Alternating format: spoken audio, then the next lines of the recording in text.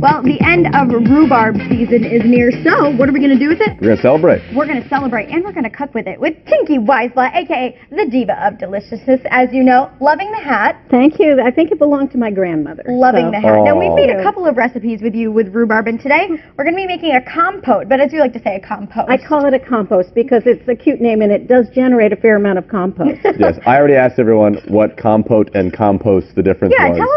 Tell all of our viewers, what is the difference? Compote is kind of a mixture of things that's usually uneven in texture. Okay. And it can be sweet, it can be savory. In this case, it's mostly savory, but there's a tiny bit of sweet because we want to offset the rhbarb a little bit. I love it. So it's not super, super bitter. We're going to get a little bit of sweetness. We're going to get a little bit of sweetness with our lovely maple syrup. So, and before we start, I'm just going to go through my yearly how you pick rhubarb. Yes, please. Okay, so I've been dying to know. You go to the garden. In my case, you go to your neighbor's garden because I can't even grow rhubarb. I grow nothing. That's okay. You know what? We don't all have green thumbs. You have a lot of friends. No one's surprised. You take with you a knife and a bag. Okay.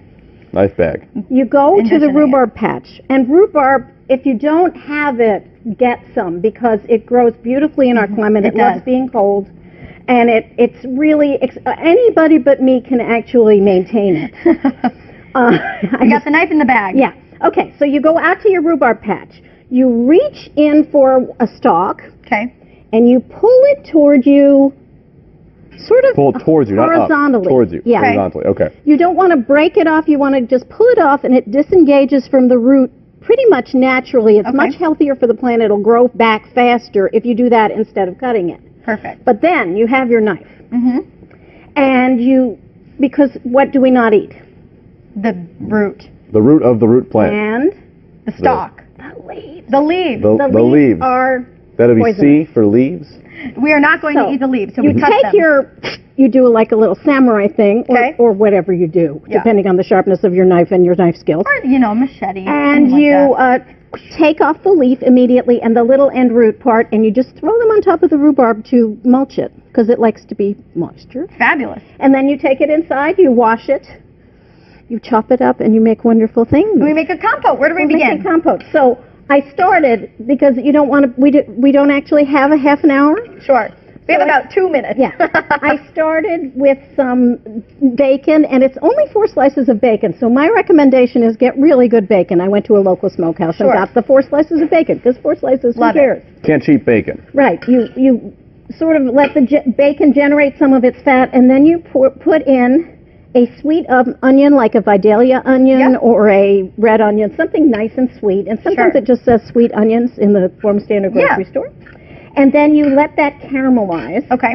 So it'll take, I don't know, 20 minutes, half an hour, however long it takes. I usually have a glass of water at hand, just in case it needs a little deglazing. And just to clarify, what does caramelized mean? Caramelized means it releases its juices, it browns, and it gets a little sweet. A little sweet. Literally, it almost becomes like caramel. That's how you know it's ready. It's a little browner. It's soft, it's caramel. With the magic of television, this is what we are going to be getting after. Yes. Okay. So I'm going to do it really quickly. You throw in some rhubarb. Okay. Then we add some maple syrup. Are we adding all of it? We're adding all of it. I have measured it. Okay. Throw it in. And it goes.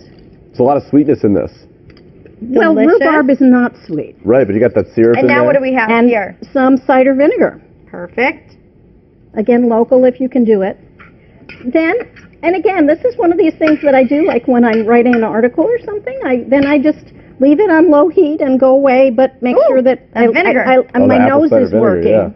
And my nose is definitely working. You're basically cooking it until the rhubarb softens. Rhubarb softens pretty fast, but then you want most of your liquid to go away. Fabulous. Well, Tinky, we are going to be coming back to you in just a little bit. We're going to be making a pie. Oh, when it's cold, so you chill it, and then at the very end you put on, and you're supposed to put on chives and thyme, and somehow the thyme, which I swear I picked this morning, didn't make it from the herb garden to the car. Well, you want some chives and thyme. So, but this is very pretty. It just gives a little Speaking of time, we're unfortunately out of time, but now you know about it. We will be right back making some pie. Is that right? A Nantucket rhubarb pie. Ooh. You don't want to miss it. We'll be right back.